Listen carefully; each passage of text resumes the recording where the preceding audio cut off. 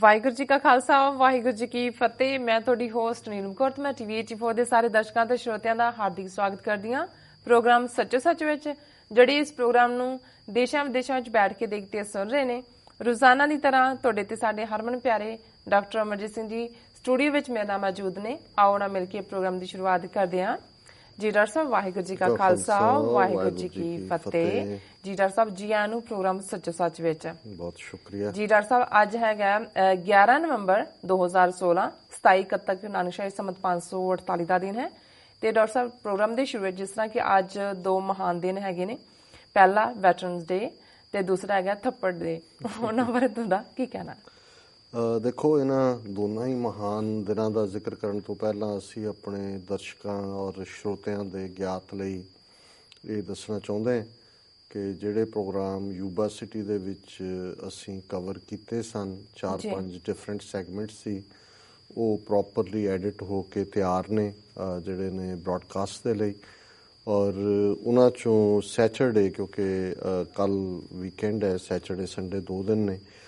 ਸ਼ਾਮ ਕੱਲ੍ਹ 8 ਵਜੇ ਤੋਂ 9:45 ਤੱਕ ਆਲਮੋਸਟ ਪੌਣੇ 2 ਘੰਟੇ ਜਿਹੜੇ ਪ੍ਰੋਗਰਾਮ ਯੂਬਾ ਸਿਟੀ ਪਿਛਲੇ ਸੈਚਰਡੇ ਸੀ, ਜਿਨ੍ਹਾਂ ਦੇ ਵਿੱਚ ਜਿਹੜਾ ਮੁੱਖ ਤੌਰ ਦੇ ਉੱਤੇ ਸ਼ਾਮ ਦਾ ਦੀਵਾਨ, ਜਿਸ ਨੂੰ ਅਸੀਂ ਵੀ ਐਡਰੈਸ ਕੀਤਾ, ਔਰ ਹੋਰ ਵੀ ਕੀਰਤਨ ਔਰ ਸਪੀਕਰਸ ਦਾ, ਔਰ ਉਸ 'ਚੋਂ ਇੱਕ ਦਰਸ਼ਕ ਸਾਡੇ ਇੱਕ ਝਲਕ ਲੈ ਸਕਣਗੇ ਕਿ ਕਿਸ ਕਿਸਮ ਦਾ ਐਂਥੂਜ਼ੀਆਜ਼ਮ, ਉਤਸ਼ਾਹ ਮਾਹੌਲ ਦੇ ਵਿੱਚ ਸੀ। ਉਹ ਕੱਲ੍ਹ ਜਿਹੜਾ 8 ਤੋਂ ਪੌਣੇ 10 ਤੱਕ ਜਿਹੜਾ ਰਿਲੇ ਹੋਏਗਾ। ਔਰ ਇਸੇ ਤਰ੍ਹਾਂ ਸੰਡੇ ਸ਼ਾਮ ਨੂੰ ਉਹ ਆਲਮੋਸਟ ਪੌਣੇ 3 ਘੰਟੇ ਦਾ ਪ੍ਰੋਗਰਾਮ, ਜਿਹਦੇ 'ਚ ਜਿਹੜੀ ਨਿਸ਼ਾਨ ਸਾਹਿਬ ਦੀ ਸੇਵਾ ਹੋਈ ਔਰ ਨਗਰ ਕੀਰਤਨ, ਜਿਸ ਦਾ ਜਿਹੜਾ ਆਪਣੇ ਆਪ ਦੇ ਵਿੱਚ ਹੀ ਇੰਨਾ ਕਲਰਫੁਲ ਸੀ, ਔਰ ਹਰ ਪੱਖ ਤੋਂ ਖਾਲਸਾਈ ਜਾਓ ਜਲਾਲ ਔਰ ਖਾਲਿਸਤਾਨ ਜ਼ਿੰਦਾਬਾਦ ਦੀ ਸਪਿਰਿਟ, ਔਰ TV 84 ਨੇ ਇਸ ਵਾਰ ਆਪਣੀ ਉੱਥੇ ਵਿਸ਼ੇਸ਼ ਥਾਂ ਬਣਾਈ। ਸੋ ਉਹ ਜਿਹੜਾ ਸੈਗਮੈਂਟ ਹੈ ਉਹ ਸੰਡੇ ਦਰਸ਼ਕ ਦੇਖ ਸਕਣਗੇ। ਇਸ ਤੋਂ ਇਲਾਵਾ 2 ਹੋਰ ਸੈਗਮੈਂਟ ਨੇ ਜਿਹੜੇ ਅਸੀਂ ਐਡਿਟ ਕਰਕੇ ਰੱਖੇ ਨੇ। ਉਹਨਾਂ ਦੇ ਵਿੱਚ ਜਿਹੜਾ ਹੈਰੀਟੇਜ ਮਿਊਜ਼ੀਅਮ, ਜਿਸ ਦੇ ਵਿੱਚ ਸਿੱਖ ਕਿਵੇਂ ਪਹਿਲਾਂ ਆਏ ਔਰ ਕਿਵੇਂ ਉਹਨਾਂ ਨੇ 100 ਸਾਲ ਦੇ ਵਿੱਚ ਆਪਣੀ ਥਾਂ ਬਣਾਈ, ਕਿਹਨਾਂ ਮੁਸ਼ਕਲਾਂ 'ਚੋਂ ਗੁਜ਼ਰੇ, ਇੱਕ ਉਹ ਹੈ। ਔਰ ਦੂਸਰਾ ਜਿਹੜਾ ਹੈ ਮਿਸਟਰ ਸ਼ਬੀਰ ਸ਼ਾਹਿਦ ਸ਼ਬੀਰ, ਉਹਨਾਂ ਦੀ ਜਿਹੜੀ ਪ੍ਰੈਜੈਂਟੇਸ਼ਨ ਹੈ ਕਿ ਉਹਨਾਂ ਨੇ ਕਿਵੇਂ ਜਿਹੜੇ ਪਾਕਿਸਤਾਨ ਦੇ ਗੁਰਦੁਆਰੇ, ਇਤਿਹਾਸਕ ਮੁਕਾਮ, ਹਵੇਲੀਆਂ ਔਰ ਪੁਰਾਣੀਆਂ ਇਮਾਰਤਾਂ ਨੇ, ਉਹਨਾਂ ਨੇ ਕੈਮਰੇ 'ਚ ਬੰਦ ਕੀਤਾ ਹੈ। ਅਸੀਂ ਉਹਨਾਂ ਦੀ ਐਗਜ਼ੀਬਿਟ ਦੀ ਵੇਟ ਕਰ ਰਹੇ ਹਾਂ ਕਿ ਓਰੀਜਨਲ ਸਲਾਈਡਸ ਆ ਜਾਣ ਤੇ ਉਹਨਾਂ ਦਾ ਨੈਰੇਸ਼ਨ ਜਿਹੜਾ ਉਹ ਰਿਕਾਰਡਡ ਹੈ, ਤੇ ਉਸ ਨੂੰ ਫਿਰ ਅਸੀਂ ਨੈਕਸਟ ਵੀਕ ਦੇ ਕਿਸੇ ਪ੍ਰੋਗਰਾਮ ਦੇ ਨਾਲ ਜੋੜ ਕੇ ਦੱਸਾਂਗੇ। ਜਿਵੇਂ ਤੁਸੀਂ ਦੱਸਿਆ, ਪਹਿਲੀ ਗੱਲ ਵੈਟਰਨਸ ਡੇ ਦੀ ਗੱਲ ਕਰੀਏ। ਦੇਖੋ, ਮਨੁੱਖੀ ਇਤਿਹਾਸ ਜਾਂ ਸੱਭਿਅਤਾਵਾਂ ਦੇ ਵਿੱਚ ਜੇ ਅਸੀਂ 6-7 ਹਜ਼ਾਰ ਸਾਲ ਦਾ ਵੀ ਮਨੁੱਖੀ ਸੱਭਿਅਤਾਵਾਂ ਦਾ ਇਤਿਹਾਸ ਦੇਖੀਏ, ਤੇ ਇੱਕ ਗੱਲ ਜ਼ਾਹਰ ਹੈ, ਔਰ ਇਹ ਗੱਲ ਸ਼ਾਇਦ ਬੇਸ਼ੱਕ ਕਹਾਣੀ ਆਦਮ ਈਵ ਦੀ ਹੋਏ, ਕਹਾਣੀ ਗੁਫਾਵਾਂ 'ਚੋਂ ਨਿਕਲ ਕੇ ਜੀਵਨ ਸ਼ੁਰੂ ਕਰਨ ਦੀ ਹੋਏ, ਲੇਕਿਨ ਜਿਸ ਅੰਦਾਜ਼ ਦੇ ਵਿੱਚ ਸਾਡੇ ਅੰਦਰ ਇੱਕ ਈਰਖਾ,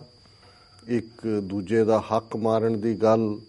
ਦੂਸਰੇ ਦੇ ਉੱਤੇ ਕਬਜ਼ਾ ਕਰਨ ਦੀ ਗੱਲ, ਜਿਸ ਦਾ ਕੰਬਾਈਨਡ ਜਿਹੜਾ ਕੰਬੀਨੇਸ਼ਨ ਹੈ ਸਾਰੇ ਇਹਨਾਂ ਔਗਣਾਂ ਦਾ, ਉਹਨਾਂ ਦੇ ਲਈ ਅਸੀਂ ਰੂਹਾਨੀ ਦੁਨੀਆ ਦੇ ਵਿੱਚ ਹਉਮੈ ਸ਼ਬਦ ਇਸਤੇਮਾਲ ਕਰਦੇ ਹਾਂ ਗੁਰਮਤ ਦੇ ਵਿੱਚ, ਸੈਲਫ ਸੈਂਟਰਡ ਹੋਣਾ। ਔਰ ਜਦੋਂ ਇੰਡੀਵਿਜੂਅਲ ਜਿਹੜੇ ਸੈਲਫ ਸੈਂਟਰਡ ਹੁੰਦੇ ਨੇ, ਉਹਨਾਂ ਦੇ ਜੀਵਨ ਦੇ ਵਿੱਚ ਵੀ ਉਹ ਕਿਸ ਕਿਸਮ ਦੀ ਅਨਪਲੇਜ਼ੈਂਟਨੈਸ ਕ੍ਰੀਏਟ ਕਰਦੇ ਨੇ। ਪਰ ਜਦੋਂ ਇਹ ਸੈਲਫ ਸੈਂਟਰਡਨੈਸ ਦੇ ਉੱਤੇ ਨੈਸ਼ਨਲਿਜ਼ਮ ਦਾ, ਦੇਸ਼ ਭਗਤੀ ਦਾ ਜਾਂ ਕੌਮੀ ਹਿੱਤ ਦਾ ਜਿਹੜਾ ਉਹ ਬੁਰਕਾ ਪੈ ਜਾਏ ਜਾਂ ਉਹ ਲਿਬਾਦਾ ਪਹਿਨ ਲੈਣ, ਤੇ ਫਿਰ ਉਹ ਕਿਵੇਂ ਬਾਕੀਆਂ ਦੇ ਲਈ ਜਿਹੜਾ ਤਕਲੀਫ ਪੈਦਾ ਕਰਦੇ ਨੇ। ਫਿਰ ਕਿਵੇਂ ਉਸ 'ਚੋਂ ਜੇ ਤੁਸੀਂ ਉਹਨਾਂ ਦੀ ਉਸ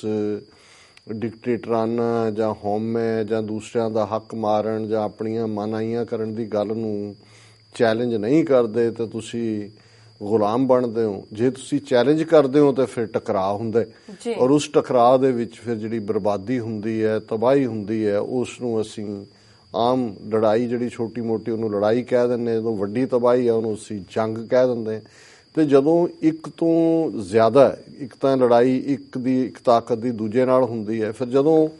ਗਰੁੱਪਸ ਜਾਂ ਉਹਨਾਂ ਦੇ ਪੂਰੇ ਬਣ ਜਾਂਦੇ ਨੇ ਆਪਣੇ ਆਪਣੇ ਖੈਮੇ, ਔਰ ਉਹ ਲੜਦੇ ਨੇ ਦੁਨੀਆ ਦੇ ਵਿੱਚ, ਉਹ ਫਿਰ ਵਰਲਡ ਵਾਰਸ ਬਣ ਜਾਂਦੀਆਂ। ਔਰ ਅਸੀਂ ਜੇ 20ਵੀਂ ਸਦੀ ਦੇ ਵਿੱਚ ਦੇਖੀਏ ਤੇ ਪਹਿਲੀ ਵਰਲਡ ਵਾਰ, ਜਿਹਨੂੰ ਪਹਿਲੀ ਵਿਸ਼ਵ ਜੰਗ ਜਾਂ ਸੰਸਾਰ ਜੰਗ ਜਾਂ ਵਰਲਡ ਵਾਰ ਫਸਟ ਕਹਿੰਦੇ ਨੇ, ਜਿਹੜੀ 1914 ਦੇ ਵਿੱਚ ਸ਼ੁਰੂ ਹੋਈ, ਔਰ ਉਸ ਦੇ ਵਿੱਚ ਇੱਕ ਪਾਸੇ ਜਰਮਨ ਔਰ ਉਸ ਦੇ ਸਾਥੀ ਐਮਪਾਇਰ ਸੀ, ਜਿਨ੍ਹਾਂ ਦੇ ਵਿੱਚ ਆਟੋਮੈਨ ਐਮਪਾਇਰ ਔਰ ਕਿਸੇ ਹੱਦ ਤੱਕ ਜਾਪਾਨ ਵੀ, ਔਰ ਦੂਸਰੇ ਪਾਸੇ ਜ਼ਾਹਰ ਹੈ ਕਿ ਵੀ ਯੂਰਪ ਦੀਆਂ ਤਾਕਤਾਂ, ਉਹਨਾਂ ਦੇ ਵਿੱਚ ਇੰਗਲੈਂਡ। ਔਰ ਜਦੋਂ ਅਸੀਂ ਇਹ ਦੇਖਦੇ ਹਾਂ ਵੀ ਇੱਕ ਪਾਸੇ ਯੂਰਪ ਹਮੇਸ਼ਾ ਹੀ ਇਸ ਗੱਲ ਦਾ ਕ੍ਰੈਡਿਟ ਲੈਂਦਾ ਜੀ ਦੁਨੀਆ ਨੂੰ ਜੀਣਾ ਅਸੀਂ ਸਿਖਾਇਆ, ਸਭਿਅਤਾ ਅਸੀਂ ਸਿਖਾਈ, ਸਾਇੰਸ ਸਾਡੇ ਚੋਂ ਨਿਕਲੀ, ਪਰ ਜੇ ਅਸੀਂ ਇਹ ਦੇਖੀਏ ਕਿ ਵੀ ਕੋਈ ਵਰਲਡ ਵਾਰ ਜਿਹੜੇ ਨੇ ਨਾ ਕੋਈ ਅਫਰੀਕਾ ਮਹਾਂਦੀਪ 'ਚ ਸ਼ੁਰੂ ਹੋਏ, ਨਾ ਏਸ਼ੀਆ 'ਚ ਸ਼ੁਰੂ ਹੋਏ,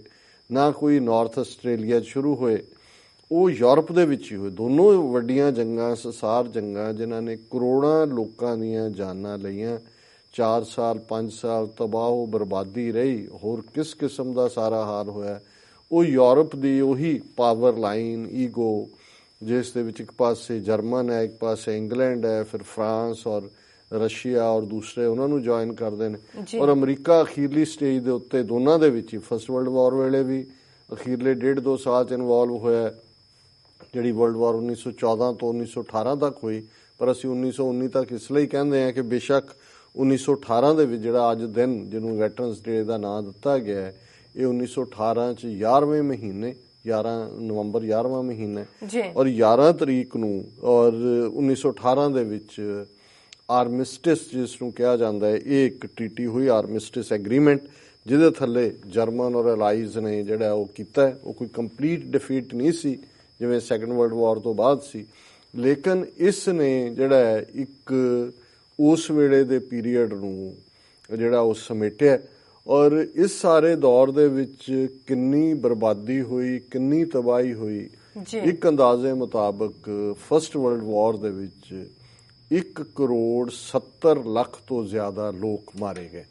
ਔਰ ਸਾਡੇ ਲਈ ਜਿਹੜੇ ਬੇਸ਼ੱਕ ਅੱਜ ਉਸ ਸਬ ਕੰਟੀਨੈਂਟ ਦੇ ਵਿੱਚ India, Pakistan, Bangladesh, Sri Lanka, Burma, Myanmar, Sikkim ਜਾਂ ਭੂਟਾਨ ਅੱਡ-ਅੱਡ ਦੇਸ਼ ਨੇ, ਪਰ ਉਸ ਖਿੱਤੇ 'ਚ ਸਾਰਾ ਹੀ ਬ੍ਰਿਟਿਸ਼ ਅੰਪਾਇਰ ਦਾ ਹਿੱਸਾ ਸਨ। ਔਰ 1.5 ਲੱਖ ਦੇ ਕਰੀਬ ਜਿਹੜੇ ਫੌਜੀ ਨੇ ਉਸ ਸਬ ਕੰਟੀਨੈਂਟ 'ਚੋਂ, ਜਿਨ੍ਹਾਂ 'ਚ ਜ਼ਿਆਦਾ ਗਿਣਤੀ ਸਿੱਖਾਂ ਔਰ ਮੁਸਲਮਾਨਾਂ ਦੀ ਸੀ, ਇੱਕ ਅੰਦਾਜ਼ੇ ਮੁਤਾਬਕ 70,000 ਦੇ ਕਰੀਬ ਸਿੱਖ ਸੋਲਜਰ ਜਿਹੜੇ ਨੇ ਇਸ ਦੇ ਵਿੱਚ ਆਏ। ਸੋ 1.5 ਲੱਖ ਵਲੰਟੀਅਰ ਫੋਰਸ ਜਿਹੜੀ ਹੈ, ਜਿਹੜੀ ਦੁਨੀਆ 'ਚ ਉਸ ਵੇਲੇ ਕਿਸੇ ਵੀ ਵਲੰਟੀਅਰ ਉਹਨੂੰ ਕਹਿ ਦਿਓ ਗੁਲਾਮ ਫੋਰਸ, ਕਲੋਨੀਅਲ ਉਹ ਕਾਲੋਨੀ ਸੀ ਬ੍ਰਿਟਿਸ਼ ਦੀ। ਔਰ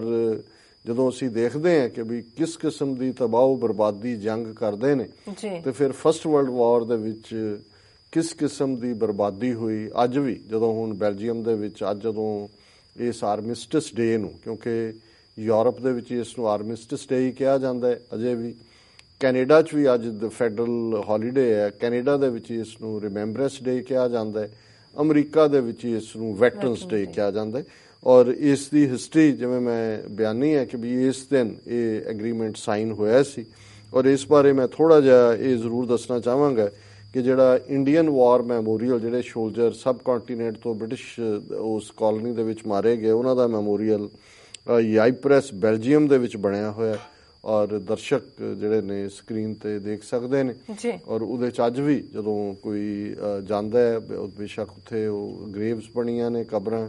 ਤੁਸੀਂ ਸਿੱਖ ਸੋਲਜਰਸ ਦੇ ਨਾਮ ਵੀ ਦੇਖਦੇ ਹੋ। ਲੋਕ ਜਿਹੜੇ ਨੇ ਉਹ ਜਾ ਕੇ ਉੱਥੇ ਆਪਣੀ ਅਕੀਦਤ ਭੇਟ ਕਰਦੇ ਨੇ। ਔਰ ਅੱਜ ਵੀ ਉੱਥੇ ਖਾਸ ਇੱਕ ਮਿਊਜ਼ੀਕਲ ਪਰਫਾਰਮੈਂਸ ਵੀ ਹੋਈ, ਔਰ ਉਸ ਦੇ ਨਾਲ ਨਾਲ ਜਿਹੜਾ ਉਹਨਾਂ ਨੂੰ ਫਸਟ ਵਰਲਡ ਵਾਰ ਦੇ ਇਹਨਾਂ ਸਾਰਿਆਂ ਨੂੰ ਹੀ ਸ਼ਹੀਦਾਂ ਨੂੰ ਜਿਹੜਾ ਉਹ ਸ਼ਰਧਾ ਦੇ ਫੁੱਲ ਭੇਟ ਕੀਤੇ ਗਏ। ਔਰ ਇਸ ਦਿਨ ਨੂੰ ਅਮਰੀਕਨ ਹਿਸਟਰੀ ਦੇ ਹਵਾਲੇ ਨਾਲ ਜੇ ਅਸੀਂ ਦੇਖੀਏ ਤਾਂ ਨਵੰਬਰ 11, 1919 ਨੂੰ ਅਮਰੀਕਾ ਦੇ ਪ੍ਰੈਜ਼ੀਡੈਂਟ ਵੁਡਰੋ ਵਿਲਸਨ ਨੇ ਆਪਣੇ ਦੇਸ਼ ਵਾਸੀਆਂ ਦਾ ਨਾਂ ਇੱਕ ਸੁਨੇਹਾ ਦਿੱਤਾ ਸੀ, ਔਰ ਇਸ ਨੂੰ ਫਸਟ ਆਰਮਿਸਟਿਸ ਡੇ ਦੇ ਤੌਰ ਤੇ ਐਲਾਨਿਆ ਸੀ। ਔਰ ਉਹਨੇ ਉਹਦੇ 'ਚ ਕਿਹਾ ਸੀ ਕਿ address to fellow countryman, White House ਦਾ ਇਹ ਸਪੀਚ ਹੈ, ਮੈਂ ਸਾਰੀ ਤਾਂ ਨਹੀਂ ਪੜਾਂਗਾ, ਪਰ ਉਹਦੇ 'ਚ ਉਹਨੇ ਕਿਹਾ ਸੀ ਪ੍ਰੈਜ਼ੀਡੈਂਟ ਵੁਡਰੋ ਵਿਲਸਨ ਨੇ ਕਿ year ago today our enemies lay down their arms in accordance with an armistice which rendered them impotent to renew hostilities and gave to the world an assured opportunity to reconstruct its shattered order and to work out on peace, a new and juster set of international relations. ਇਹ ਲੰਬਾ ਚੌੜਾ ਹੈ ਕਿ ਜੀ, ਲੇਕਿਨ ਕਿਉਂਕਿ ਇਹ ਆਰਮਿਸਟਿਸ treaty 1918 ਚ ਸਾਈਨ ਹੋਈ, ਪਰ ਇਹ ਜਿਹੜਾ ਹੈ ਇਸ ਨੂੰ ਐਜ਼ ਏ ਆਰਮਿਸਟਿਸ ਡੇ ਨਵੰਬਰ 11 1919 ਨੂੰ ਐਲਾਨਿਆ ਗਿਆ। ਔਰ ਬਾਅਦ ਦੇ ਵਿੱਚ ਯੂਨਾਈਟਿਡ ਸਟੇਟਸ ਕਾਂਗਰਸ ਨੇ 4 ਜੂਨ 1926 ਨੂੰ ਜਿਹੜਾ ਇਹ ਇੱਕ ਰੈਜ਼ੋਲੂਸ਼ਨ ਪਾਸ ਕੀਤਾ। ਔਰ ਉਦੋਂ ਪ੍ਰੈਜ਼ੀਡੈਂਟ ਕੈਲਾਵਿਨ ਕੁਲਿਜ ਸੀ, ਉਹਨਾਂ ਨੂੰ ਇਹ ਕਿਹਾ ਗਿਆ ਕਿ ਵੀ ਉਹ ਇੱਕ ਐਨੂਅਲ ਪ੍ਰੋਕਲੇਮੇਸ਼ਨ ਇਸ਼ੂ ਕਰਨ ਤਾਂ ਕਿ ਨਵੰਬਰ 11 ਨੂੰ ਐਪਰੋਪਰੀਏਟ ਸੈਰੇਮਨੀਜ਼ ਦੇ ਨਾਲ ਸੈਲੀਬ੍ਰੇਟ ਕੀਤਾ ਜਾਏ। ਔਰ ਬਾਅਦ ਦੇ ਵਿੱਚ 1945 ਦੇ ਵਿੱਚ, ਕਿਉਂਕਿ ਫਿਰ ਦੂਸਰੀ ਸੰਸਾਰ ਜੰਗ ਫੇਰ ਹੋਈ ਕੁਝ ਸਾਲਾਂ ਬਾਅਦ ਹੀ 1939 ਚ, ਆਲਮੋਸਟ ਅਸੀਂ ਦੇਖਦੇ ਹਾਂ 20-22 ਸਾਲ ਬਾਅਦ। ਔਰ ਉਹਦੇ ਇੱਕ ਵੈਟਰਨ ਸਨ ਰੇਮੰਡ ਵੀਕਸ, ਇਹ ਬਰਮਿੰਗਮ ਐਲਾਬਾਮਾ ਦੇ ਰਹਿਣ ਵਾਲੇ ਸੀ। ਉਹਨਾਂ ਨੇ ਆਈਡੀਆ ਦਿੱਤਾ ਕਿ ਵੀ ਇਹਨੂੰ ਸਿਰਫ ਆਰਮਿਸਟਿਸ ਡੇ ਫਸਟ ਵਰਲਡ ਵਾਰ ਦੇ ਹੀਰੋਜ਼ ਤੱਕ ਹੀ ਮਹਿਦੂਦ ਨਾ ਰੱਖਿਆ ਜਾਏ, ਇਸ ਦੇ ਵਿੱਚ ਆਲ ਵੈਟਰਨਸ ਜਿਹੜੇ ਨੇ ਉਹ ਸ਼ਾਮਲ ਕੀਤੇ ਜਾਣ। ਹੁਣ ਜਦੋਂ ਇਹਨੂੰ ਐਜ਼ ਏ ਵੈਟਰਨ ਡੇ ਯਾਦ ਕੀਤਾ ਜਾਂਦਾ ਤੇ ਵਰਲਡ ਵਾਰ 1, 2 ਔਰ ਇਸ ਗੱਲ ਨੂੰ ਫਿਰ ਜਨਰਲ ਡਵਾਈਟ ਆਈਜ਼ਨਹਾਵਰ ਜਿਹੜਾ ਸੀ ਉਹਨੂੰ ਵੀ ਪਸੰਦ ਆਇਆ। ਸੋ ਪਹਿਲੀ ਸੈਲੀਬ੍ਰੇਸ਼ਨ ਜਿਹੜੀ ਹੈ ਐਜ਼ ਏ ਵੈਟਰਨਸ ਡੇ ਉਹ 1947 ਦੇ ਵਿੱਚ ਐਲਾਬਾਮਾ ਦੇ ਵਿੱਚ ਹੋਈ। ਔਰ ਇਹ 1985 ਤੱਕ ਫਿਰ ਇਹ ਜਿਹੜੇ ਵੈਟਰਨ ਸੀ ਰੇਮੰਡ ਵੀਕਸ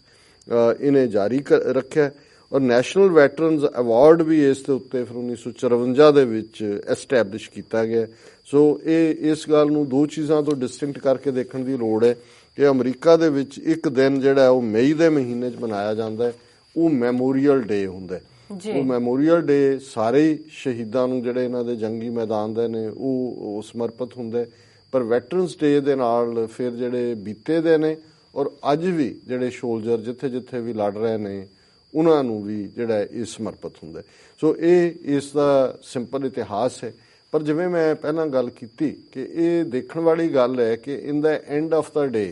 ਇਹਨਾਂ ਵਰਲਡ ਵਾਰਸ ਚੋਂ ਜਿਨ੍ਹਾਂ ਚੋਂ ਇਹ ਆਰਮਿਸਟਿਸ ਡੇ ਨਿਕਲਿਆ ਜਾਂ ਰਿਮੈਂਬਰੈਂਸ ਡੇ ਨਿਕਲਿਆ ਜਾਂ ਵੈਟਰਨਸ ਡੇ ਨਿਕਲਿਆ, ਇਹੀ ਯੂਰਪ ਦੀਆਂ ਪਾਵਰਸ ਨੇ ਫਸਟ ਵਰਲਡ ਵਾਰ ਜਿਹੜਾ ਉਹ ਕਰਵਾਇਆ ਕੀਤਾ, ਉਹਨਾਂ ਨੇ ਸੈਕੰਡ ਵਰਲਡ ਵਾਰ ਕਰਵਾਇਆ। ਔਰ ਅੱਜ ਵੀ ਜੋ ਮਾਹੌਲ ਬਣਦਾ ਜਾ ਰਿਹਾ, ਜਿਸ ਤਰੀਕੇ ਨਾਲ ਡੋਨਲਡ ਟਰੰਪ ਵਾਈਟ ਹਾਊਸ 'ਚ ਪਹੁੰਚੇ ਨੇ ਔਰ ਅੱਜ ਹੀ ਜਿਹੜੇ ਖਾਸ ਤੌਰ ਤੇ ਯੂਰਪ ਦੇ ਵਿੱਚ ਯੂਰਪੀਅਨ ਯੂਨੀਅਨ ਦੇ ਮੁਖੀ ਉਹਨਾਂ ਦੀ ਸਟੇਟਮੈਂਟ ਸੀ, ਉਹਨਾਂ ਨੇ ਕਿਹਾ ਵੀ ਕਿ ਇਹ ਡੋਨਲਡ ਟਰੰਪ ਦੇ ਵਾਈਟ ਹਾਊਸ ਪਹੁੰਚਣ ਨਾਲ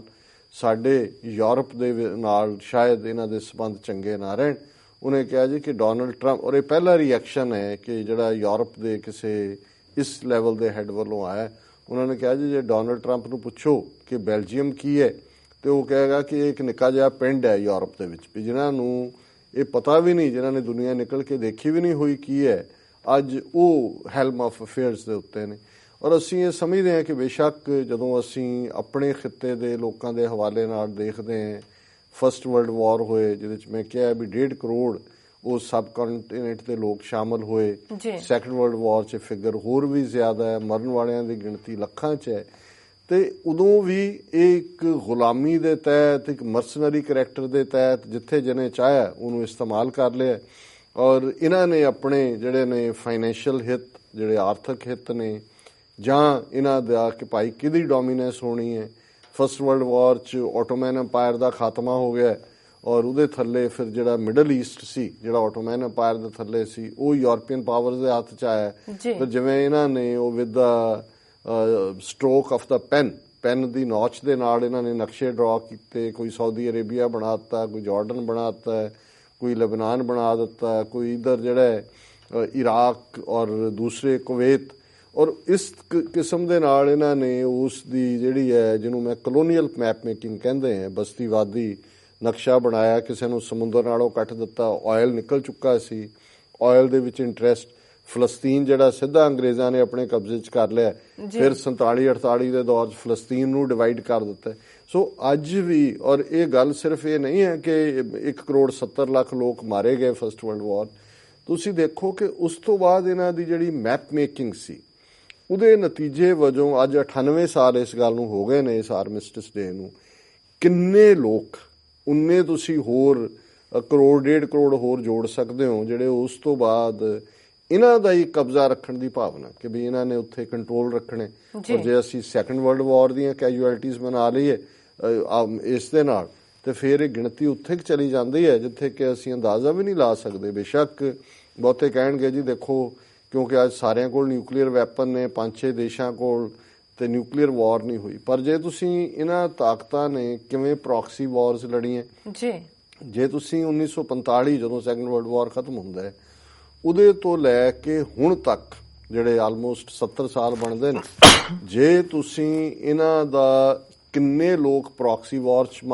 'ਚ ਮਾਰੇ ਗਏ, ਉਹ ਕੋਰੀਆ ਹੋਏ, ਉਹ ਵੀਅਤਨਾਮ ਹੋਏ, ਉਹ ਕੰਬੋਡੀਆ ਹੋਏ, ਉਹ ਸਾਊਥ ਅਮਰੀਕਾ ਹੋਏ, ਉਹ ਸਾਊਥ ਏਸ਼ੀਆ ਹੋਏ, ਮਿਡਲ ਈਸਟ ਹੋਏ, ਈਰਾਨ ਇਰਾਕ ਹੋਏ, ਸਾਡੇ ਖਿੱਤਾ ਜਿਹੜੇ ਭਾਰਤ ਦੇ ਕਬਜ਼ੇ 'ਚ ਨੇ, ਜਿਨ੍ਹਾਂ ਨੂੰ ਜਿਹੜਾ ਜਿਸ ਤਰੀਕੇ ਦੇ ਨਾਲ ਪੁਸ਼ਤ ਪਨਾਈ ਰਹੀ ਹੈ, ਕਿਤੇ ਸੋਵੀਅਤ ਯੂਨੀਅਨ KGB ਨੇ ਪਿੱਠ ਠੋਕੀ, ਕਿਤੇ ਹੋਰ ਉਹ ਕਸ਼ਮੀਰ ਹੋਏ, ਖਾਲਿਸਤਾਨ ਹੋਏ, ਨਾਗਾਲੈਂਡ ਹੋਏ, ਔਰ ਰਵਾਂਡਾ ਜਿਹੜਾ ਜਦੋਂ ਅਸੀਂ ਰਵਾਂਡਾ ਦੀ ਗੱਲ ਕਰਦੇ ਹਾਂ, ਸੁਡਾਨ ਦੀ ਗੱਲ ਕਰਦੇ ਹਾਂ। ਸੋ ਕੁੱਲ ਮਿਲਾ ਕੇ ਇਹ ਇੰਨਾ ਵੱਡਾ ਜਾਨੀ ਨੁਕਸਾਨ ਹੈ। ਔਰ ਜੇ ਤੁਸੀਂ ਇਸ ਸਾਰੇ ਦਾ ਟ੍ਰੇਲ ਫੋਲੋ ਕਰੋਗੇ ਤਾਂ ਫਿਰ ਤੁਹਾਨੂੰ ਨਜ਼ਰ ਆਏਗਾ ਜੀ ਕੁੱਲ ਮਿਲਾ ਕੇ ਇਹਨਾਂ ਦੇ ਹਿੱਤ ਕਿਤੇ ਆਇਲ ਜਿਹੜਾ ਉਹਨਾਂ ਦੇ ਲਈ ਜਿਹੜਾ ਮੈਲਟਡ ਗੋਲਡ ਹੈ, ਕਿਤੇ ਜਿਹੜਾ ਇਹਨਾਂ ਨੂੰ ਲੱਗਦਾ ਹੈ ਕਿ ਵੀ ਇਸ ਸਬ ਕੰਟੀਨੈਂਟ ਜਾਂ ਇਸ ਹਿੱਸੇ 'ਚ ਸਾਡੀ ਸਰਦਾਰੀ ਰਹਿਣੀ ਚਾਹੀਦੀ ਹੈ, ਕਿਤੇ ਇਹਨਾਂ ਦਾ ਸਟ੍ਰੈਟੇਜਿਕ ਗੇਟਵੇ ਹੈ, ਇਹਨਾਂ ਦੀ ਵਿਉਂਤਬੰਦੀ ਦੇ ਲਿਹਾਜ਼ ਨਾਲ ਇਹਨਾਂ ਨੂੰ ਸੂਟ ਕਰਦਾ,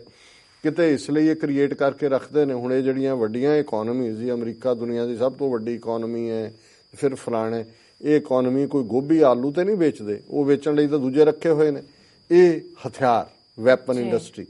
ਹੁਣ ਵੈਪਨਸ ਦੀ ਮਾਰਕੀਟ ਕਿਵੇਂ ਕ੍ਰੀਏਟ ਹੋਏਗੀ ਕਿ ਕਿਤੇ ਨਾ ਕਿਤੇ ਤੁਸੀਂ ਟਰਬਲ ਕ੍ਰੀਏਟ ਕਰਕੇ ਰੱਖਦੇ ਹੋ, ਗੜਬੜ ਬਣਾ ਕੇ ਰੱਖਦੇ ਹੋ। ਔਰ ਉਸ ਸਾਰੀ ਦੌੜ ਦੇ ਵਿੱਚ ਜਿਹੜੀਆਂ ਯੂਰਪੀਅਨ ਪਾਵਰਸ ਦੀ ਸੀ, ਅੱਜ ਇੰਡੀਆ ਵਰਗਾ ਮੁਲਕ ਜਿਹੜਾ ਉਹਨੂੰ ਬਿਲਟ ਕਰ ਰਹੇ ਨੇ। ਅਸੀਂ ਜ਼ਿਕਰ ਕਰਾਂਗੇ ਕਿ ਕਿਵੇਂ ਜਿਹੜਾ ਜਾਪਾਨ ਜਿਹੜਾ ਸੈਕੰਡ ਵਰਲਡ ਵਾਰ ਵੇਲੇ ਵਿਕਟਮ ਬਣਿਆ ਐਟਮ ਬੰਬ ਦਾ, ਅੱਜ ਉਹ ਵੀ ਕਿਵੇਂ ਇਹਨਾਂ ਦੇ ਜਹਾਜ਼ ਤੇ ਚੜਿਆ, ਅਮਰੀਕਨ ਗੇਮ ਹੈ। ਔਰ ਜੇ ਸਾਰਾ ਕੁਝ ਜਿਵੇਂ ਚੱਲ ਰਿਹਾ ਹੈ, ਜੋ ਕੁਝ ਡੋਨਲਡ ਟਰੰਪ ਦੀ ਲਾਈਨ ਚੱਲ ਰਹੀ ਹੈ, ਔਰ ਜਿਸ ਕਿਸਮ ਦਾ ਅੱਜ ਇਸ ਮੁਲਕ ਦੇ ਵਿੱਚ ਇੱਕ ਰੇਸਿਜ਼ਮ, ਨੈਸ਼ਨਲਿਜ਼ਮ ਔਰ ਹੇਟਰੇਡ, ਇਸਲਾਮੋਫੋਬੀਆ, ਜ਼ੀਨੋਫੋਬੀਆ, ਕਿੰਨੀਆਂ ਬਿਮਾਰੀਆਂ ਜਿਹੜੀਆਂ ਨੇ, ਅਮਰੀਕਾ ਫਸਟ, ਇਸ ਸਾਰੇ ਦੇ ਥੱਲੇ ਇਹ ਇੱਕ ਸਿਕਨਿੰਗ ਬਿਮਾਰੀ ਭਰਿਆ ਜਿਹੜਾ ਮਾਹੌਲ ਚਾਰ ਚੁਫੇਰੇ ਸਿਰਜਿਆ ਗਿਆ, ਇਹ ਇਨਸਾਨੀਅਤ ਨੂੰ ਕਿੱਥੇ ਲੈ ਕੇ ਜਾਏਗਾ। ਪਰ ਮੈਂ ਜਿੱਥੇ ਸਮਝਦਾ ਹਾਂ ਵੀ ਠੀਕ ਹੈ, ਭਾਵੇਂ ਉਹ ਵਿਚਾਰੇ ਮਰਸਨਰੀ ਸਨ ਜਿਹੜੇ ਮਰੇ ਕਿਤੇ ਵੀ, ਬਟ ਇਨਸਾਨੀ ਜਦੋਂ ਤੁਸੀਂ ਹਿਊਮਨ ਐਂਗਲ ਤੋਂ ਦੇਖਦੇ ਹੋ ਕਿ ਕਿੰਨਿਆਂ ਨੇ ਜਿਹੜਾ ਜਿਨ੍ਹਾਂ ਦੀਆਂ ਪਤਨੀਆਂ, ਜਿਨ੍ਹਾਂ ਦੇ ਬੱਚੇ ਬੱਚੀਆਂ, ਮਾਂ ਬਾਪ ਜਿਹੜੇ ਫੌਜੀ ਉੱਥੋਂ ਭਰਤੀ ਕਰਕੇ ਲਿਆਂਦੇ ਸੀ ਸਬ ਕੰਟੀਨੈਂਟ ਤੋਂ, ਉਹ ਚਿੱਠੀ ਵੀ ਨਹੀਂ ਸੀ ਲਿਖ ਸਕਦੇ। ਉਹ ਰੋਮਨ 'ਚ ਲਿਖਣ ਦਾ ਤਾਂ ਹੀ ਹੋਇਆ, ਉਹਨੂੰ ਪੜ੍ਹਦੇ ਸੀ, ਉਹ ਪਤਾ ਨਹੀਂ ਕਿੱਥੇ ਬੈਠੇ ਨੇ, ਕਈ ਮਹੀਨੇ ਬਾਅਦ ਉਹ ਚਿੱਠੀਆਂ ਪਹੁੰਚਦੀਆਂ ਕਿਸੇ ਨੂੰ ਕੋਈ। ਔਰ ਮੈਂ ਕਈ ਵਾਰ ਜਦੋਂ ਪੰਜਾਬ ਦੀਆਂ ਲੋਕ ਬੋਲੀਆਂ ਦੇਖਦਾ ਤਾਂ ਇੱਕ ਸ਼ਬਦ ਪੰਜਾਬੀ ਦੇ ਵਿੱਚ ਇਸਤੇਮਾਲ ਬਹੁਤ ਹੁੰਦਾ ਹੈ, ਲਾਮ ਨੂੰ ਜਾਣਾ, ਲਾਮ ਨੂੰ ਗਿਆ, ਲਾਮ ਜੰਗ ਨੂੰ ਹੀ ਕਹਿੰਦੇ ਸੀ ਕਿ ਜਿਹੜਾ ਲਾਮ ਨੂੰ ਗਿਆ ਉਹਦਾ ਪਤਾ ਨਹੀਂ ਹੈ ਕਿੱਥੇ ਹੈ, ਕਦੋਂ ਮੁੜੇਗਾ, ਕੀ ਹੋਏਗਾ। ਫਿਰ ਇਹ ਨਹੀਂ ਕਿ ਇਹਨੇ 1 ਕਰੋੜ 70 ਲੱਖ ਮਾਰੇ ਗਏ ਜਾਂ 1.5 ਲੱਖ ਗਏ, ਕਈ ਉਹਨਾਂ ਚੋਂ ਜਿਹੜੇ ਜੰਗੀ ਕੈਦੀ ਬਣ ਜਾਂਦੇ ਸੀ, ਪ੍ਰਿਜ਼ਨਰਸ ਆਫ ਵਾਰ, ਔਰ ਕਿੰਨਾ ਚਿਰ ਉਹਨਾਂ ਦਾ ਪਤਾ ਹੀ ਨਹੀਂ ਸੀ ਲੱਗਦਾ ਵੀ ਜਿਉਂਦੇ ਨੇ ਕਿ ਨਹੀਂ, ਲਾਪਤਾ ਨੇ। ਫਿਰ ਜਿਨ੍ਹਾਂ ਦੇ ਉਹ ਕੈਦੀ ਬਣਦੇ ਸੀ ਉਹਨਾਂ ਦੇ ਨਾਲ ਕੀ ਸਲੂਕ ਹੁੰਦੇ ਸੀ, ਜਦੋਂ ਤੁਸੀਂ ਉਹ ਕਹਾਣੀਆਂ ਜਾਂ ਉਹਨਾਂ ਦੀ ਕੋਈ ਚਿੱਠੀ ਜਿਹੜੀ ਕੁਛ ਉਹਨਾਂ ਦੀਆਂ ਯਾਦਾਂ ਫਸਟ ਵਰਲਡ ਵਾਰ, ਔਰ ਜਿਹੜੀ ਖਾਸ ਤੌਰ ਤੇ ਫਸਟ ਵਰਲਡ ਵਾਰ ਦੀ ਬੜੀ ਖੂਨੀ ਲੜਾਈ ਜਿਹਨੂੰ ਗੈਲੀਪੋਲੀ ਕਹਿੰਦੇ ਨੇ, ਜਿਹੜੀ ਕਿ ਗੈਲੀਪੋਲੀ ਦੇ ਮੁਕਾਮ ਤੇ ਹੋਈ, ਜਿਹਦੇ ਵਿੱਚ ਬਹੁਤ ਜਿਹੜੀ ਸਾਡੀ ਉੱਥੋਂ ਦੇ ਸੀ ਸਿੱਖ ਔਰ ਮੁਸਲਮਾਨ, ਪੰਜਾਬੀ ਮੁਸਲਮਾਨ ਖਾਸ ਤੌਰ ਤੇ ਮਾਰੇ ਗਏ। ਸੋ ਹਿਊਮਨ ਲਾਈਫ ਦਾ ਔਰ ਇਹੀ ਨਹੀਂ, ਜੰਗ ਨਾਲ ਫਿਰ ਉਹਨਾਂ ਜ਼ਮਾਨਿਆਂ 'ਚ ਅਜੇ ਮੱਛਰ, ਮਲੇਰੀਆ, ਟਾਈਫਾਇਡ ਇਹੋ ਜਿਹੀਆਂ ਬਿਮਾਰੀਆਂ ਨਾਲ ਹੀ ਮਰਦੇ ਸੀ ਲੋਕ। ਕੋਈ ਪ੍ਰਬੰਧ ਕਿੰਨਿਆਂ ਕੁ ਨੂੰ ਤੁਸੀਂ ਹਸਪਤਾਲਾਂ ਦੀ ਜਿਹੜੀ ਹੈ ਉਹ ਟ੍ਰੀਟਮੈਂਟ ਮਿਲਦੀ ਸੀ, ਕਿਹੋ ਜਿਹਾ ਹਾਲ ਸੀ। ਸੋ ਕੁੱਲ ਮਿਲਾ ਕੇ ਜਦੋਂ ਅਸੀਂ ਦੇਖਦੇ ਹਾਂ, ਔਰ ਮੈਂ ਜਦੋਂ ਪਿਛਲੇ ਦਿਨਾਂ 'ਚ ਦਲੀਪ ਸਿੰਘ ਪ੍ਰਿੰਸ ਦੀ ਬੇਟੀ ਦੀ ਜਿਹੜੀ ਕਿਤਾਬ ਦਾ ਮੈਂ ਅੱਗੇ ਵੀ ਜ਼ਿਕਰ ਕੀਤਾ ਸੀ, ਪ੍ਰਿੰਸੈਸ ਦੀ, ਪੜ੍ਹਿਆ, ਤੇ ਉਹਨਾਂ ਲਈ ਜਿਹੜੇ ਹੁਣ ਕੁਝ ਜਿਹੜੇ ਲੱਕੀ ਸੀ ਜਿਹੜੇ ਇੰਗਲੈਂਡ ਦੇ ਕੁਝ ਹਸਪਤਾਲਾਂ 'ਚ ਪਹੁੰਚ ਗਏ, ਔਰ ਜਦੋਂ ਇਸ ਪ੍ਰਿੰਸੈਸ ਨੂੰ ਪਤਾ ਲੱਗਦਾ ਹੈ, ਸੋਫੀਆ ਨੂੰ, ਕਿ ਵੀ ਇਹ ਕੀ ਹੈ ਜਾਂ ਕਿਵੇਂ ਹੈ, ਉਹ ਕਿਵੇਂ ਉੱਥੇ ਪਹੁੰਚਦੀ ਹੈ ਉਹਨਾਂ ਨੇ ਇੱਕ ਨਰਸ ਬਣ ਕੇ, ਕਿਉਂਕਿ ਇਹ ਵੀ ਸੀ ਕਿ ਵੀ ਕੌਣ ਨਰਸ ਬਣ ਸਕਦਾ ਨਹੀਂ ਹੈ। ਤੇ ਉਹ ਬੜਾ ਇੱਕ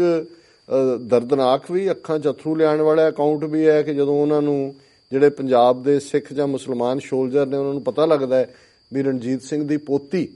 ਜਿਹੜੀ ਹੈ ਸਾਡੇ ਮਹਾਰਾਜਾ ਦੀ ਪੰਜਾਬ ਦੇ ਦੀ, ਉਹ ਨਰਸ ਬਣ ਕੇ ਸਾਨੂੰ ਸਰਵ ਕਰ, ਉਹਦੀ ਕੁਝ ਪਿਕਚਰਸ ਵੀ ਨੇ। ਸੋ ਕੁੱਲ ਮਿਲਾ ਕੇ ਜਦੋਂ ਅਸੀਂ ਦੇਖਦੇ ਹਾਂ ਕਿ ਵੀ ਕਿਸ ਕਿਸਮ ਦੀ ਪੇਨ, ਦਰਦ ਉਹਨਾਂ ਨੇ ਹੰਡਾਈ। ਪਰ ਅੱਜ ਜਦੋਂ ਇਹ ਸਾਰੇ ਮੁਲਕ ਜਿਹੜੇ ਇਹ ਵਰਲਡ ਵਾਰਸ ਕਰਵਾਉਣ ਵਾਲੇ ਨੇ, ਸਲੂਟ ਵੀ ਮਾਰ ਰਹੇ ਨੇ, ਝੰਡੇ ਵੀ ਲਹਿਰਾ ਰਹੇ ਨੇ, ਯਾਦ ਵੀ ਕਰ ਰਹੇ ਨੇ, ਸੋ ਅਸੀਂ ਅੱਜ ਆਪਣੇ ਉਹਨਾਂ ਵੈਟਰਨਸ ਨੂੰ ਵੀ ਯਾਦ ਕਰੀਏ ਜਿਨ੍ਹਾਂ ਨੇ ਇੱਕ ਪਾਸੇ ਤਾਂ ਆਰਗੇਨਾਈਜ਼ਡ ਕੰਟਰੀਜ਼ ਆਪਣੇ ਨੈਸ਼ਨਲ ਇੰਟਰਸਟ ਦੇ ਨਾਂ ਥੱਲੇ, ਗਰੀਡ, ਇਕਨੋਮਿਕਲ ਇੰਟਰਸਟ ਦੇ ਥੱਲੇ ਜੰਗਾਂ ਮਚਾਉਂਦੇ ਨੇ। ਇੱਕ ਪਾਸੇ ਉਹ ਲੋਕ ਦੁਨੀਆ ਭਰ ਦੇ ਵਿੱਚ ਜਿਹੜੇ ਆਪਣੇ ਲੋਕਾਂ ਦੇ ਹੱਕਾਂ ਲਈ ਲੜਦੇ ਨੇ, ਜਿਹੜੇ ਓਪਰੈਸ਼ਨ ਦੇ ਖਿਲਾਫ, ਜ਼ੁਲਮ ਦੇ ਖਿਲਾਫ ਖਲੋਂਦੇ ਨੇ, ਜਿਨ੍ਹਾਂ ਦੇ ਸਾਹਮਣੇ ਨਿਸ਼ਾਨਾ ਹੈ ਕਿ ਆਪਣੇ ਲੋਕਾਂ ਨੂੰ ਅਸੀਂ ਮੁਕਤ ਕਰਨਾ ਹੈ, ਆਜ਼ਾਦ ਕਰਵਾਉਣਾ ਹੈ। ਉਸ ਦੇ ਲਈ ਉਹ ਇਨਕਾਰਸਰੇਟ ਹੁੰਦੇ ਨੇ, ਜੇਲ੍ਹਾਂ 'ਚ ਜਾਂਦੇ ਨੇ, ਉਹ ਹਰ ਜਿਹੜੇ ਤਰੀਕੇ ਦੇ ਨਾਲ ਆਪਣੇ ਲੋਕਾਂ ਦੇ ਲਈ ਖਲੋਂਦੇ ਨੇ। ਔਰ ਅਸੀਂ ਉਹਨਾਂ ਜੁਝਾਰੂ ਯੋਧਿਆਂ ਨੂੰ ਵੀ, ਔਰ ਇਹ ਸਿਰਫ ਮੈਂ ਸਿੱਖ ਯੋਧਿਆਂ ਦੀ ਗੱਲ ਨਹੀਂ ਕਰਦਾ, ਜੇ ਅਸੀਂ ਆਪਣੇ ਸਬ ਕੰਟੀਨੈਂਟ 'ਚ ਦੇਖੀਏ, ਕਸ਼ਮੀਰ ਹੋਏ, ਨਾਗਾਲੈਂਡ ਹੋਏ, ਈਵਨ ਭਾਰਤ ਦੀਆਂ 10 ਸਟੇਟਾਂ 'ਚ ਜਿਹੜੇ ਜਿਨ੍ਹਾਂ ਨੂੰ ਨਕਸਲਵਾਦੀ ਦਾ ਲੇਬਲ ਦਿੱਤਾ ਗਿਆ, ਔਰ ਪਿਛਲੇ ਦਿਨਾਂ 'ਚ 2 ਬੀਬੀ ਪ੍ਰੋਫੈਸਰ ਹਿੰਦੂ ਨੇ, ਇੱਕ ਜਵਾਹਰ ਲਾਲ ਨਹਿਰੂ ਯੂਨੀਵਰਸਿਟੀ ਦੀ, ਇੱਕ ਦਿੱਲੀ ਯੂਨੀਵਰਸਿਟੀ ਦੀ, ਉਹ ਕਿਉਂਕਿ ਜਾ ਕੇ ਛੱਤੀਸਗੜ੍ਹ ਦੇ ਵਿੱਚ ਉਹਨਾਂ ਨੇ ਪਟੀਸ਼ਨ ਪਾਈ ਸੀ, ਜਿਵੇਂ ਭਾਰਤੀ ਸੈਂਟਰਲ ਫੋਰਸ ਨੇ ਇੱਕ ਪੂਰਾ ਪਿੰਡ ਸਾੜ ਦਿੱਤਾ। ਉਹਨਾਂ ਦੋਨਾਂ ਪ੍ਰੋਫੈਸਰਾਂ ਦੇ ਖਿਲਾਫ FIR ਬਣਾ ਕੇ ਮਰਡਰ ਦਾ ਕੇਸ ਰਜਿਸਟਰ ਕਰ ਲਿਆ ਹੈ ਕਿ ਜੀ ਇਹਨਾਂ ਨੇ ਭੜਕਾ ਕੇ ਫਲਾਣਾ ਜਿਹੜਾ ਟਰਾਈਬਲ ਬੰਦਾ ਸੀ ਉਹਨੂੰ ਮਾਰ ਦਿੱਤਾ, ਮਰਵਾ ਦਿੱਤਾ, ਕਿਉਂਕਿ ਇਹਨਾਂ ਨੇ ਸੋ ਇੱਕ ਪਾਸੇ ਉਹ ਲੋਕ ਨੇ ਜਿਹੜੇ ਵਿਦਿਨ ਦਾ ਕੰਟਰੀ ਇਸ ਕਿਸਮ ਦੀਆਂ ਰਿਪਰੈਸਿਵ ਫੌਜਾਂ ਦੇ ਨਾਲ, ਜੋ ਜਿਹੀ ਭਾਰਤੀ ਫੌਜ ਕਸ਼ਮੀਰ ਦੇ ਵਿੱਚ ਪਿਛਲੇ 4 ਮਹੀਨੇ ਤੋਂ ਜ਼ਿਆਦਾ ਸਮੇਂ ਤੋਂ ਕੀ ਨਹੀਂ ਕੀਤਾ ਫੌਜ ਨੇ, ਜਿਹੜੇ ਨੇ 15,000 ਤੋਂ ਜ਼ਿਆਦਾ ਜ਼ਖਮੀ ਕਰ ਦਿੱਤੇ ਨੇ, 100 ਤੋਂ ਜ਼ਿਆਦਾ ਮਾਰ ਦਿੱਤੇ, ਕਿੰਨੇ 500 ਤੋਂ ਜ਼ਿਆਦਾ ਨਬੀਨੇ ਬਣਾ ਦਿੱਤੇ, ਅੰਨੇ ਕਰ ਦਿੱਤੇ ਗਏ। ਔਰ ਖਾਲਿਸਤਾਨ ਦੇ ਜੇ ਸੰਘਰਸ਼ ਦੇ ਅਸੀਂ ਹਵਾਲੇ ਨਾਲ ਗੱਲ ਕਰੀਏ, 1.5 ਲੱਖ ਤੋਂ ਜ਼ਿਆਦਾ ਕੌਮ ਦੇ ਉਸ ਪੁੱਤਰ ਸਪੁੱਤਰੀ ਹੈ ਜਿਹੜੇ ਕੌਮੀ ਆਜ਼ਾਦੀ ਦੇ ਲਈ ਜੂਝੇ। ਔਰ ਸਾਨੂੰ ਬਹੁਤ ਸਾਰੀਆਂ ਈਮੇਲ ਸਾਡੇ ਵੀਰਾਂ ਭੈਣਾਂ ਦੀਆਂ ਆਈਆਂ ਨੇ, ਕਿਉਂਕਿ ਇਹ ਬੇਸ਼ੱਕ ਇੱਕ ਕੋਇਨਸੀਡੈਂਸ ਹੈ ਕਿ ਠੀਕ ਇਸੇ ਹੀ ਤਰੀਕ ਨੂੰ 11ਵੇਂ ਮਹੀਨੇ 11 ਨਵੰਬਰ ਨੂੰ 2011 ਦੇ ਵਿੱਚ ਇੱਕ ਉਹ ਵਾਕਿਆ ਕਿ ਸਾਡਾ ਅੱਜ ਜੇ ਅਸੀਂ ਦੇਖੀਏ, ਬੇਸ਼ੱਕ ਉਦੋਂ ਉਹ ਜਥੇਦਾਰ ਨਹੀਂ ਸਨ, ਅੱਜ ਸਰਬੱਤ ਖਾਲਸਾ ਵੱਲੋਂ ਥਾਪੇ ਅਕਾਲ ਤਖਤ ਦੇ ਜਥੇਦਾਰ ਨੇ ਜਗਤਾਰ ਸਿੰਘ ਹਵਾਰਾ, ਪਰ ਉਦੋਂ ਵੀ ਨਾਇਕ ਦੇ ਤੌਰ ਤੇ, ਕਿਉਂਕਿ ਹਵਾਰੇ ਦਾ ਇੱਕ ਆਪਣਾ ਇਸ ਕਿਸਮ ਦਾ ਔ ਹੈ ਪਰਸਨੈਲਿਟੀ ਦਾ, ਉਹ ਜਾਣੇ ਜਾਂਦੇ ਸੀ। ਔਰ ਕਿਉਂਕਿ ਬੇੜੀਆਂ, ਹੱਥਕੜੀਆਂ ਉਹਨਾਂ ਦੇ ਰਿਜ਼ੋਲਵ ਨੂੰ ਕਮਜ਼ੋਰ ਨਹੀਂ ਕਰ ਸਕੀਆਂ, ਉਹ ਜਦੋਂ ਗੱਡੀ 'ਚੋਂ ਉਤਰਦੇ ਸੀ, ਔਰ ਸ਼ੁਰੂ 'ਚ ਤਾਂ ਇੱਕ ਬਹੁਤ ਵੱਡਾ ਪਿੰਜਰਾ ਬਣਾਇਆ ਗਿਆ ਜਿਹਦੇ 'ਚ ਉਹਨਾਂ ਨੂੰ ਲਿਆਂਦਾ ਜਾਂਦਾ ਸੀ ਜਾਂ ਰੱਖਿਆ ਜਾਂਦਾ ਸੀ, ਜਦੋਂ ਉਤਰਦੇ ਸੀ ਤੇ ਹੱਥਕੜੀਆਂ ਔਰ ਬੇੜੀਆਂ ਦੇ ਨਾਲ ਵੀ ਉਹ ਐਂ ਬਾਂਹ ਕਰਕੇ ਖਾਲਿਸਤਾਨ ਜ਼ਿੰਦਾਬਾਦ ਕਹਿੰਦੇ ਸੀ। ਜੱਜ ਦੀ ਅਦਾਲਤ ਦੇ ਵਿੱਚ ਵੀ, ਚੈਂਬਰ ਦੇ ਵਿੱਚ ਵੀ ਜੀ ਮੇਰੀ ਏਜੰਸੀਆਂ ਨੇ ਦੇਖਿਆ ਕਿ ਵੀ ਇਹ ਸਿੱਖ ਦਾ ਪ੍ਰਾਈਡ ਤੋੜੋ, ਕਿ ਵੀ ਇਹ ਇੰਨੀ ਡਿਫਿਕਲਟੀ 'ਚ ਵੀ, ਇੰਨੀ ਤਕਲੀਫਾਂ 'ਚੋਂ ਵੀ ਨਿਕਲਦਾ। ਔਰ ਉਹਨਾਂ ਨੇ, ਕਿਉਂਕਿ ਸ਼ਿਵ ਸੈਨਾ, ਬਜਰੰਗ ਦਲ, RSS ਇਹਨਾਂ ਦੀਆਂ ਕ੍ਰੀਏਸ਼ਨਸ ਨੇ, ਉਹਨਾਂ ਨੇ ਇੱਕ ਉਸ ਕਿਸਮ ਦੇ ਸੂਰ ਵਰਗੇ ਜਿਹੜਾ ਸਿਰ ਵਾਲੇ ਇੱਕ ਗੁੰਡੇ ਨੂੰ ਤਿਆਰ ਕੀਤਾ। ਉਹਨਾਂ ਨੇ ਕਿਹਾ ਜੀ ਹਵਾਰਾ ਤਾਂ ਕੜੀਆਂ ਔਰ ਬੇੜੀਆਂ ਦੇ ਵਿੱਚ ਹੀ ਹੋਏਗਾ, ਤੇ ਜਦੋਂ ਉਹਨੂੰ ਲਿਜਾਇਆ ਜਾਏਗਾ ਉਹਦੇ ਸਿਰ ਤੇ ਪਟਕਾ ਬਣਾ ਕੇ ਉਹਨਾਂ ਨੇ ਇਨਰੋਡ ਦੇ ਦਿੱਤੀ ਕਿ ਉਹ ਜਾ ਕੇ ਉਹਦੀ ਪੱਗ ਲਾ ਦੇਗਾ, ਔਰ ਇਹਦੇ ਨਾਲ ਇਹ ਹੋਏਗਾ, ਦੇਖ ਲਓ ਜੀ ਇਹ। ਔਰ ਇਸ ਹਾਲਾਂਕਿ ਇਧਰ ਪਲੈਨਡ ਤਰੀਕੇ ਨਾਲ ਸੀ, ਹਵਾਰਾ ਤਾਂ ਬੇਪਰਵਾਹੀ ਨਾਲ ਸੀ, ਪਰ ਜਿਵੇਂ ਇਨਸਟੈਂਟ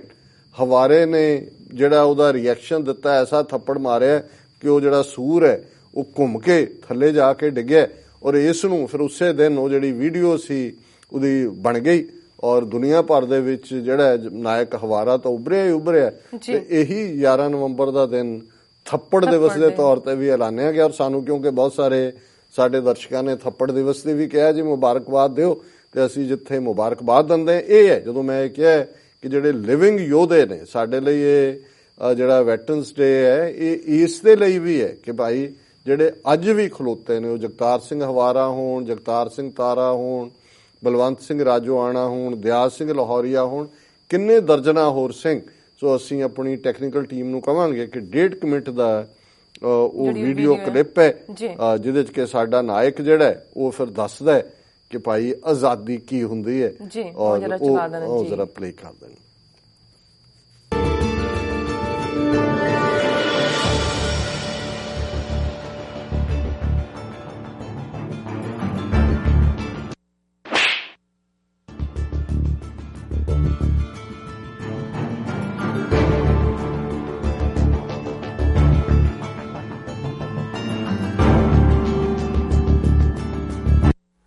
ਮਿਤੀ 11/11/11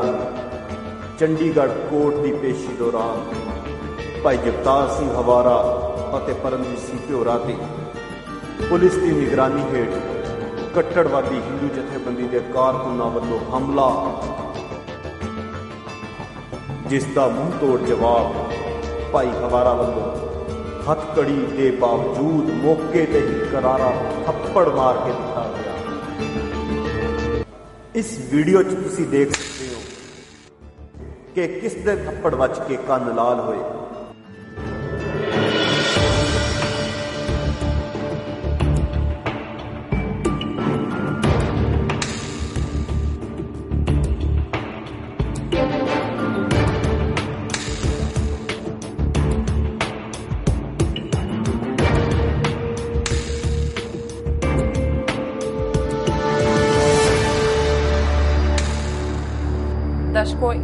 ਦਰਸ਼ਕੋ ਇਹ ਸੀ ਵੀਡੀਓ ਥੱਪੜ ਡੇ ਵਾਲੀ ਜੀ ਡਾਕਟਰ ਸਾਹਿਬ ਜਿਹੜੀ ਸਾਡੇ ਦਰਸ਼ਕਾਂ ਨੇ ਦੇਖੀ ਹੈ। ਬ੍ਰੇਕ ਲੈ ਲਓ ਫਿਰ ਆਪਾਂ ਨੈਕਸਟ ਇਸ਼ੂ ਦਰਸ਼ਕੋ ਤੁਸੀਂ ਇਸ ਤਰ੍ਹਾਂ ਬਣੇ ਰਹਿਣਾ, ਮਿਲਦੇ ਹਾਂ ਆਫਟਰ ਦਿਸ ਸ਼ਾਰਟ ਬ੍ਰੇਕ।